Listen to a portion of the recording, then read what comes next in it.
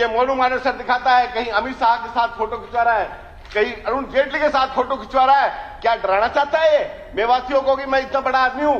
अब के मंत्री याद रखना, ये मेवात गए, इसकी प्यास सी ना फोड़ी तो मेवात भी हमसे कौन कहेगा। इसने बहुत आतंक उठा लिया मेवात में, 3 लड़कों की हमारी जान ले ली है इसने। मैं और बताता हूं आपको, उसके बाद इसी टीम ने क्या गाड़ी नहीं दी मैंने।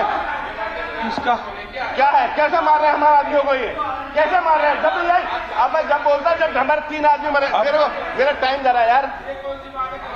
अब हाँ तो कोई बात नहीं, अब कहने दे, सरकार का बस का तो है नहीं। सरकार ने तो हथियार दे रखे, हथियार दे रखे, मारो मेवातियों को। माना है।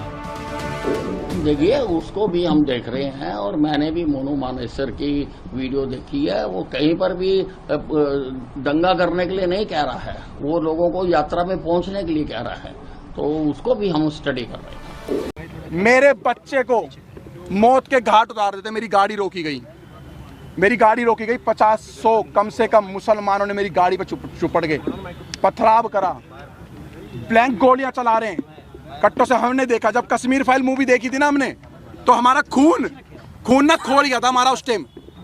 लेकिन जब हमारे ऊपर भी थी ना, तो मुझे पता है मैंने नन्हे से 1.5 साल के बच्चे को कैसे बचाया है।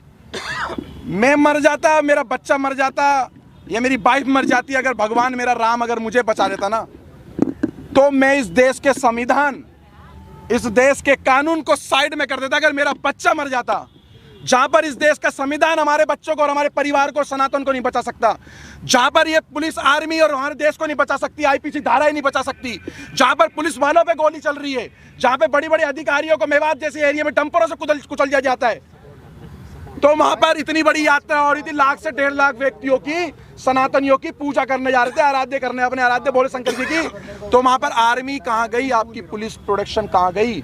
500 पुलिस वालों से 1.5 लाख बंदों की सुरक्षा आप करवा रहे थे। मैं आपको सच बता रहा हूं, मैं कोई आपको झूठ नहीं बता रहा। जब मेरी गाड़ी में आप गाड़ी में कितने लोग थे, आप किस तरीके से, कितने बजे की गाड़ी में हम 7, अचानक क्या हुआ वो बताइए। हम लोग 7 से 8 जने थे। जैसे ही हम लोग बरगली चौक वाले रोड पे जैसे ही हम लोग आगे की तरफ बढ़ते हैं, तो हमें दिखता है कि कुछ लोग बाइक के पास खड़े हैं, 6-7 बंदे बाइक ठीक कर रहे हैं। हमें थोड़ा सा शंका हुई कि 6-7 बंदे बाइक ठीक कर रहे हैं। आगे एक ऑटो, कम से कम 10-15 बंदे ऑटो ठीक करने में लग रहे हैं। एक ट्रक, एक डंपर के आगे उन्होंने बाइक को लिटा रखा और ट्रक वाले की गरवान पकड़ रखी है। सब एक प्री प्लान था कि एक हवा बना रहा था कि भाई लगे किसी को कि हम लोग ये हादसे में खड़े हुए, लेकिन वो हादसे में नहीं थे। वो पूरा एक फ्रेम बना करके घेरने की इंतजार करते, जितने अंदर जा रहे हैं जाने दो, उसके बाद एक एक की लाश वहां से निकलती। 70 से ज्यादा गिरफ्तारी हो चुकी है, क्या लग रहा है? 70 से ज्यादा लोग थे, लाखों आदमी इसके अंदर इन्वॉल्व है, लाखों आदमी। और मैं खट्टर साहब का, मैं बीजेपी का विरोध नहीं कर रहा, मैं कांग्रेस का विरोध नहीं कर रहा, मैं किसी पार्टी का विरोध नहीं कर रहा हूँ। मैं साफ खट्टर साहब का विरोध करना चाह रहा हूँ आपके चैनल के माध्यम से। लेकिन नहीं, मेरी बात सुन लो पत्रकार साहब। खट्टर साहब का एक बयान आया है कि हमने आधे घंटे या 1 घंटे के अंदर पुलिस भेज दी, सारा का सारा फेलियर और झूठ बात है। 3 घंटे तक उस मंदिर पे भी नहीं पहुंची थी, मंदिर के अंदर भी गोलियां चली। लेकर निकले, कहाँ गए? बरगली चौक। अपने आप को, अपने बच्चे को, अपनी पत्नी को, जो लोग थे उनको बस भागते रहे। जहां पर हिम्मत टूटी वहां पेट्रोल पंप दिखा, पेट्रोल पंप में गाड़ी घुसेड़ दी। मैं उन अंकल जी का एहसान जिंदगी भर नहीं भूलूंगा, मेरे को और मेरे परिवार को, और उन्होंने मेरे पीछे बैठे हुए व्यक्ति को, जो किसी के बच्चे थे, किसी माँ के लाल थे, उनकी माँ की आंखों की टकटकियाँ लगी हुई थी, मेवात में मेरे बच्चे गए, वहाँ पर हमला हो रहा है। उन अंकल का धन्यवाद करना चाहूँगा। अंकल ने बोला डरो मत, गाड़ी यहाँ लगाओ, किसी माई के लाल में दम नहीं है जो इस पेट्रोल पंप की सीमा पार कर जाए। पेट्रोल पंप पे आए और रेकी कर रहे थे बाइक और कार से पेट्रोल पंप के सामने कि हाँ यहाँ ये लड़ फंसे हुए हैं ये सारे के सारे, और मैंने भगवा, यही कपड़ा चेंज नहीं हुआ मेरा कल से, यही कपड़ा है मेरे पास, यही। इसको देख के टारगेट कर रहे थे कि अगर वो सारे का 200-250 की संख्या में आ जाते तो हमें पेट्रोल पंप पे ही मार देते, तो पेट्रोल पंप पे भी आग लगा देते। गोली भी चली? मेरी गाड़ी पे गोली नहीं चली, मेरी गाड़ी के सामने से बिल्कुल गोली गई, हवा में गोली फायर करी उन्होंने कट्टों से, और ऐसे वेपन उनके हाथ में थे जो दिल्ली पुलिस के भी हाथ में ऐसे हथियार नहीं थे, आर्मी वालों के पास भी नहीं होंगे। मैं कहा दिल्ली पुलिस, हरियाणा पुलिस के हाथ में ऐसे हथियार नहीं थे, इतने बड़े बड़े आतंकवादी हैं सारे के सारे। मैं आपको बता देता हूँ शुरुआत कहाँ से हुई है। हम फरीदाबाद से जब निकले हैं अपने वाहन से, इनकी गाड़ी हमारे से आधा घंटा लगभग पीछे थी, आधे से पौन घंटा, किलोमीटर के हिसाब से नहीं बता सकता, मगर जिस समय हम लोग वहां से जा रहे थे, रास्ते में हमारी गाड़ी के पीछे 2-3 बाइक वाले लगातार चल रहे थे, जो फरीदाबाद से नूह और मेवात तक थे। हमें शक तो हो रहा था कि शायद हमारा पीछा करा जा रहा है, हमारी रेकी हो रही है, हमारी किसी भी हमारी किसी भी टीम के पास किसी तरीके का कोई भी ऐसा सामान और ऐसी चीजें नहीं थी। अगर होती तो हमारे पास महिलाओं और बच्चों को हम नहीं लेके जाते। केवल शोभा यात्रा थी जो पिछले कई वर्षों से वहां पर शोभा यात्रा चलाई जा रही है और शोभा यात्रा में जल चढ़ाया जाता है, पूजा पाठ करी जाती है और उसके बाद उन मंदिरों से अपने अपने स्थान वापस जाया जाता है। मगर वहां पर जिस तरीके से भीड़ थी, सबके कानों में छोटे वाले वो ईयरबड लगे थे। हमारी बाइकों के साथ भी जब हमारी बाइकें रुकी है, कुछ काफिले में 4-5 गाड़ियां रुकी है, हमारी गाड़ियों के साथ एक बाइक वाला रुक के गया है, जिसने ये बताया है, वहां पर सबने देखा है कि कुछ लोग यहां भी रुक गए हैं, भेजो। जब हमारे को बोला गया कि ना तो आप यहां से निकल जाओ, पीछे पत्थरबाजी हो चुकी है। और मेरे पास एक वीडियो भी है, जब हम लोग वहां से निकले हैं, मैं अभी वो क्लिप नहीं दिखा पा रहा मोबाइल में, उस वीडियो में उस व्यक्ति ने साफ बताया कि सर यहां से आप चले जाओ, वहां पर प्लान बन चुका है कि कुछ लोग आगे फंसे हुए हैं, वो आ रहे हैं। और वो व्यक्ति ने खुल के बताया, मगर मेरी बाइक का नंबर मत दिखाओ। दूसरी बात यह है, हमारे आसपास से पत्थरबाजी हुई है, वहां पर बुजुर्गों ने चलाए हैं, महिलाओं ने चलाए हैं। सबसे बड़ी बात यह है कि ये बच्चों को पहले टारगेट करते हैं, छोटे बच्चों को आगे लाते हैं, जिससे उनकी जमानत हो जाए, उनको जज के आगे पेश करके ये दिखाया जाए कि ये एक बच्चा है, ये बालक है, ये भावनाओं में आकर अपनी सुरक्षा में फेंकना शुरू कर चुका है। 4 दिन पहले से वहां पर पोस्ट चल रही थी कि इनको मेवात की धरती में पैर रख के दिखाओ, हम तुम्हारे बाप के नौकर नहीं है। मेवात को ये दिखाना चाहते हैं, कहते हैं हिंदुस्तानियों तुम वापस जाओ, मेवात हमारा है। हिंदुस्तान, मेरे को क्या पता पत्रकार कहां से आए, आपको पता कहां से आए पत्थर? आप बताइए। मुझे क्या पता कहां से आए, कैसे पत्र, इसी पत्रकारिता के चक्कर में जो है ना मजाक बनाए हुए। एक बार रुक जाओ भाई साहब, इसी पत्रकारिता के चक्कर में पत्थर उनकी छत पे थे, तो मुझे क्या पता किसका लेंटर तोड़ के लेकर आए वो। चौथी मंजिल से पत्थर कहां जाएंगे, कौन एक ईंट उठा के चौथी मंजिल में जा रहा है। बाइक का शोरूम लूटा जा रहा है, हिंदुओं की दुकानों को टारगेट किया जा रहा है, और केवल वहां पर जब दिख रहे हैं मुसलमान, एक जगह कहा जाता है मुस्कुराइए आप लखनऊ में हैं, और एक जगह कहा जाता है बच के रहिए आप मेवात की नगरी में हो। ये फर्क देखा जा रहा है। पूरी तरह से फेलियर था, बिल्कुल फेलियर था। अगर अनिल विज की वहां पर 700 पुलिस थी, 700 पुलिस उन्होंने बताया है, उनके हाथ में हथियार थे जो सरकारी होते हैं संवैधानिक तौर पे, वो सारे बेकार थे, बोकस थे, कहीं कोई लाठीचार्ज नहीं हुआ, वो मूक दर्शक थे। आपके पास वीडियो क्लिप है, आप देखिए।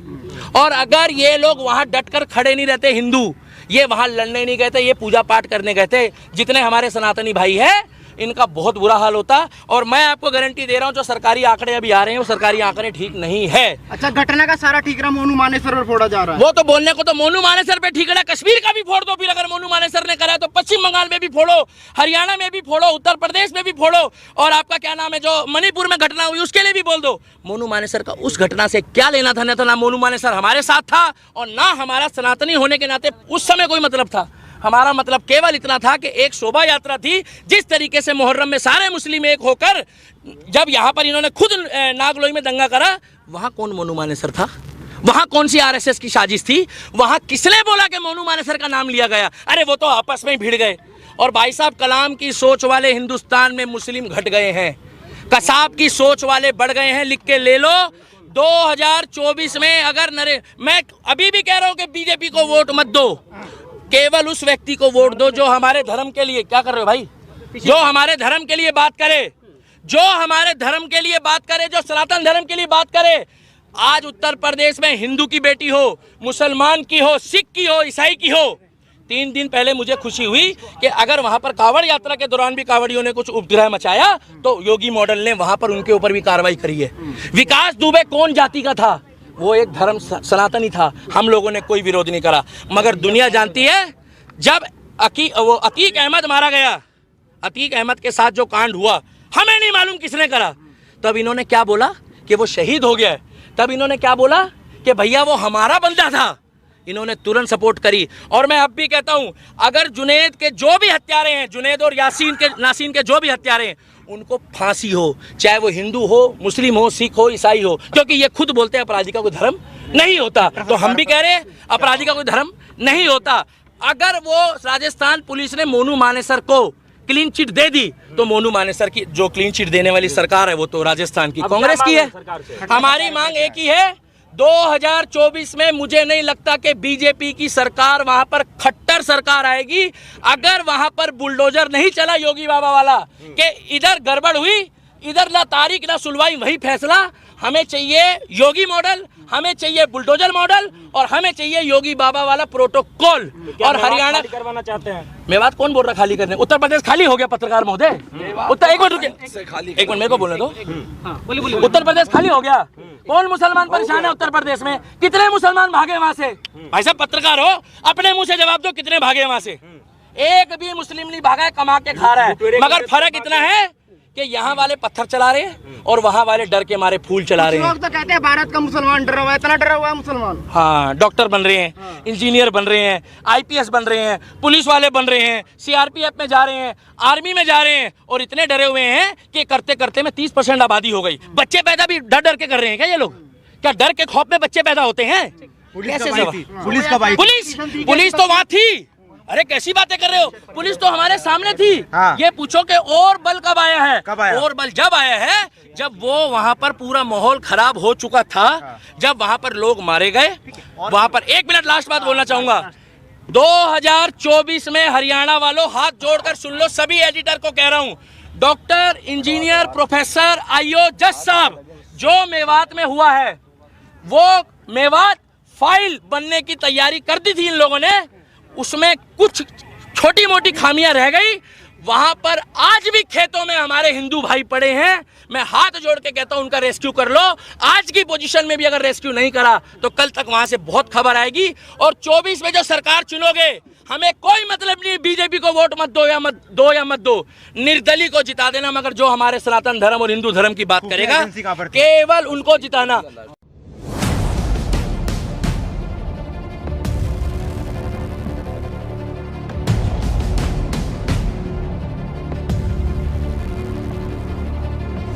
हरियाणा के नूह में भड़की सांप्रदायिक हिंसा की आग से हरियाणा के कई जिले जल रहे हैं।